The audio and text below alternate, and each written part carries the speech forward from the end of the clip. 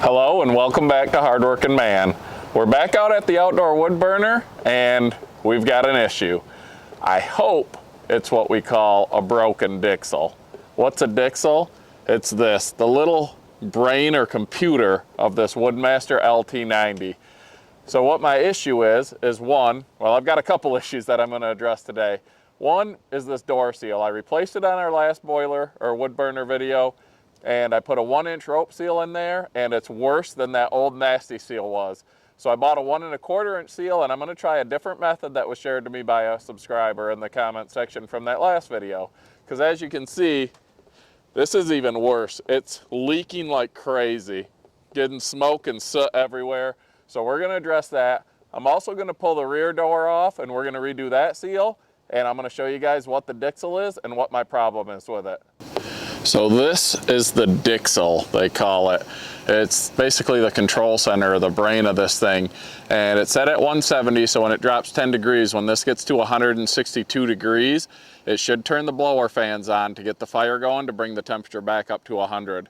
It's been working fine. The other day I came out here and it was down to 140 some degrees and I couldn't get the fan to turn on. So I put power directly to the fan and to the actuator that opens the air intake door, and it worked fine. So the most common problem is this dixell. So we're going to replace this and hopefully that fixes our problem. Then we'll get the two doors sealed up better and we should be good to go. All right, you can see now it's at 160. The fan's not running. That's a problem. So I'm going to go kill the power to this unit with the breaker box, pull out all the screws, pull this whole panel down, and then we'll show you how to change this dixell out. So if your Woodmaster stove is not turning the fans on when it's supposed to, this could be the problem. We'll see. All right, we've got power off to the unit. I'll get these last couple screws out.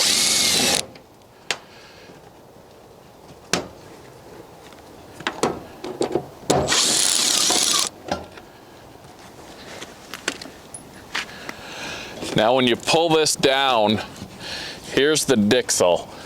And there's two little plastic clips on here that slide back to release it. I'm gonna have to use a screwdriver probably to pop those to release it. That's how we'll slide it out the front. But before I undo these wires, if I was working on this without filming a YouTube channel, I would take a picture of this so I remember where all the wires went, just so I know I got them back in the exact right spot. So we'll take a little regular screwdriver, loosen those, pull these wires out, get the new dixell installed, and hopefully our fan will turn on. All right, we've got all the wires loosened and we got these two white clips off. So now the old dixell will come out the front and we'll replace it. Why did it fail? I don't know. I mean, it's been a couple weeks since I've been running this. I bought this boiler for $1,000. It's been used, it's not brand new. So hopefully this is all it is and it's an easy fix. This was $150 some for a new one, and hopefully it lasts as long as that one did. So these white clips, there's a push button release here, but if that doesn't work, you just have to press a little screwdriver in there to lift the end. But you just slide them off, place it through the front of the unit, and then you'll put those clips back on, and that's what holds it tight into this panel.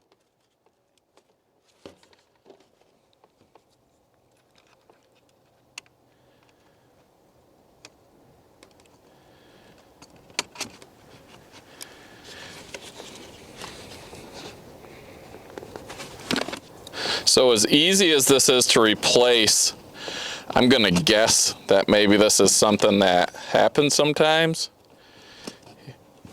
Hopefully it's not a regular occurrence, but I mean, it's pretty simple to change out.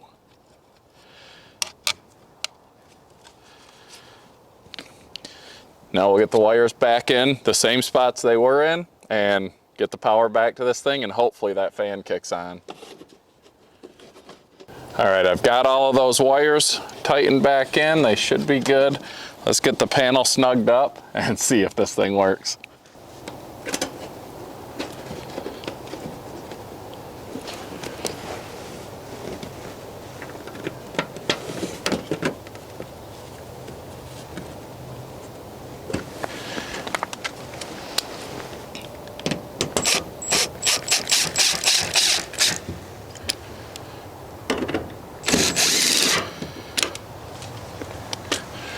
What do you guys think? Are we gonna have fan power, or was the dixell not the problem? All right, well, we do have power to the new dixell. 156 degrees, the moment of truth. Nothing. Well, that's disheartening. It's set at 170. It's at 156, so it should be turning on, and it is not. This should kick up, the fan should kick on, and when I put power straight to this, it works. So we have another issue somewhere. That's disappointing. All right, well, that's a bit frustrating. That's what should have been wrong with it, and the new one doesn't change anything. So I don't know if it's a wiring issue or what it is. Hopefully we can get it figured out. I drove 3 hours today to get that part and spent $150 some on it, and probably don't even need it. Don't know if I can return it or not. I guess we're gonna find out. All right, well, we failed on step one of the fix today, but we're still gonna do these doors. I've let the fire burn down. It's cooled off. So I'm just gonna pull these doors off, because the way I'm doing it, it takes 24 hours for them to cure. So this isn't gonna freeze overnight, but we have cold temperatures coming, so I want to get this thing up and running. Hopefully the fan issue isn't too big of a deal and we can get it fixed, but let's get these doors off. I'm taking the main door off because that clearly needs to be resealed. And then I'm going to take the door off in the back because that needs a new seal as well. Okay, we've got the back door for the flues and the chimney. We're pulling the old seal out of that. We're going to do the same thing. We'll wire brush it to clean it like we did in the last video for the front door. Then we're going to put a new rope seal in and try something new. We'll see if it works. If not, we'll try again. So far, it hasn't been a very successful day. The electrical issue is still an electrical issue. I've got power going into the panel, but not coming out of the panel. So I'm not sure what's going on.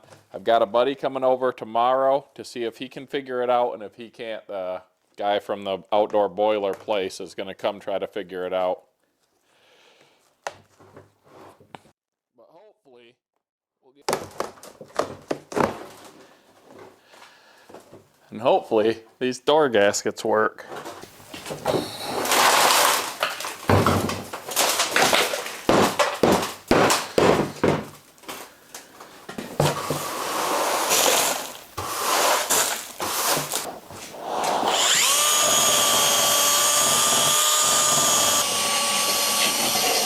Okay, for this back door, I've got it cleaned up. I'm just going to put this silicone in here and put this seal down, and we're going to try something different for the front door to see if it works better.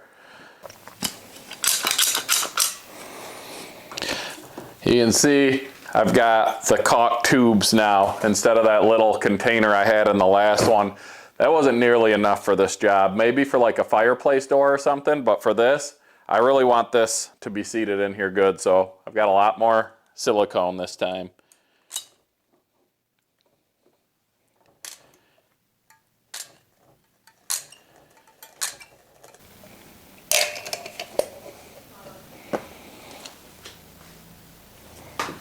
I'm going to have to use 2 pieces on this because I don't have a long enough piece left, but I don't think it'll be an issue for this back door.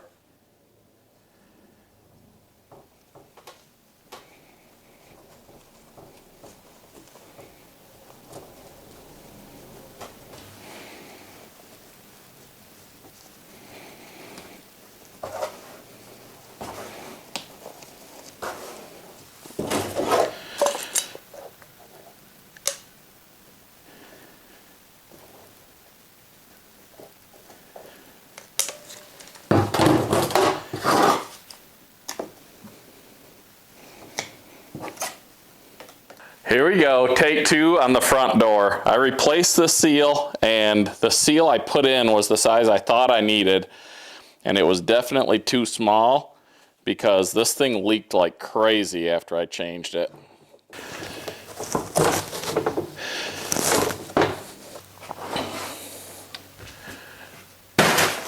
Okay, the front door is all cleaned up, and this expanded metal, you know, it rusted away and it's pulling away.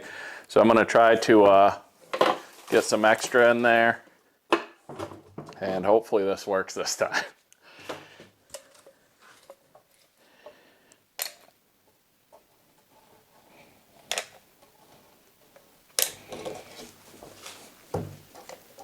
last time I had 1-inch rope gasket. This is 1.25 inches, and it seems to fit a lot better.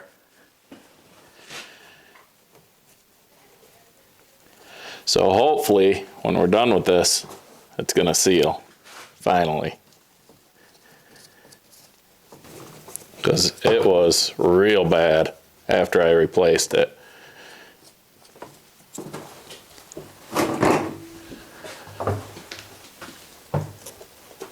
Last time I was working on this boiler and I replaced this door seal, I got a comment from a viewer and they said that they had watched a video on a website that they sent me a link to about how to do these seals and that it worked great for them. So that's what I'm going to try.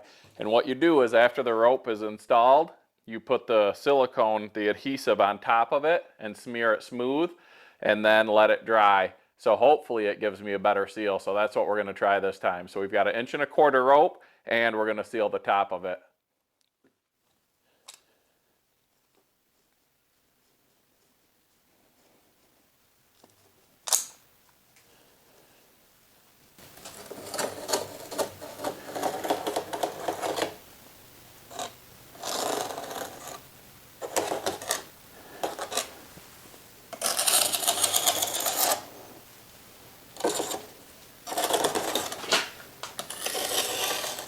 So what do you guys think? Is this gonna work or is this gonna fail?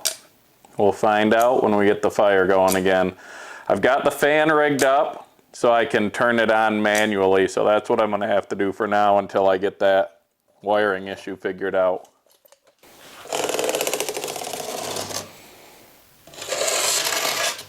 I know one thing, it can't leak much worse than it did after I did this seal last time, so we've got to have some improvement.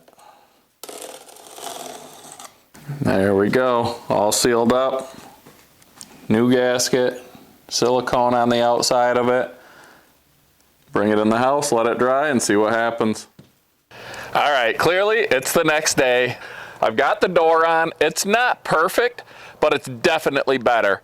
The problem with it, I found this out last night when I was out here, this handle is loose going through because it's connected to that rotted out mesh. So I'm either gonna need a new door or I'm gonna have to get this one completely rebuilt. So we'll look into the options for that, but it's definitely better than it was. I also got this thing running and both fans are now working and I'll show you why. Did I need a new dixell? I think I did, but it wasn't the problem that I was trying to fix, if that makes sense. I'll show you guys what it is. So maybe you'll need one of these. If you do, now you know how to change it. Or maybe you can save $125, $150 by not doing this and checking something else that was as easy as the push of a button.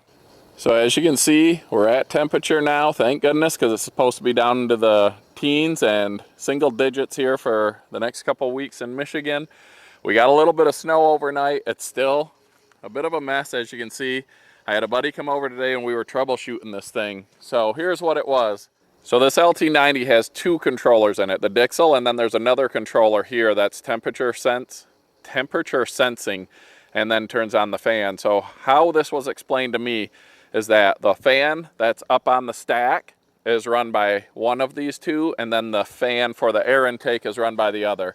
So if this thing gets too hot, it turns this fan on, and then that will cool it down by pulling air out without allowing new air in. When it needs to turn on and take air in, this door will open, this fan will turn on, and it pumps the firebox full of air. So when I initially got this thing hooked up, only one of the two systems was working, and now that the new dixell's in, both of them are working. So my issue was caused by this right here. It's a limit switch. And I had tried to push that in with my finger, and when my buddy got here to troubleshoot it, he tried to push it in as well. So then he couldn't push it, I couldn't push it. We took the panel apart, we checked wires, we had power, we couldn't figure it out. We had neutrals, we had everything except for not leaving this and going to the fans. Then he went to check the continuity on that switch, and before he did, he used the ohm meter to push on it, reset it, boom, powered everything. But now my green light quit. That was finicky. I knew it needed to be replaced. Just taking it apart, putting it back together, that died. So I do need a new green light, but both fans are working. It's sealed up better than ever. The back door seals amazingly. The front one, like I said, needs some work. That door needs to be rebuilt or replaced. We'll get there, but Hopefully this video helped you guys out. Whether you need a dixell and you know how to change it now, you know where that limit switch is. There's a bunch of different things that can happen. I'm not an electrician. I don't know a ton about electronics, but I figure things out. And we got this thing going. It's up and running. Heating the house, heating the water. We love it. I knew there'd be issues because I bought it used. It is an older unit and it sat for a while without being run. So hopefully once we get them all ironed out, it'll be smooth sailing. Thanks for watching Hardworking Man, guys. Have a great day.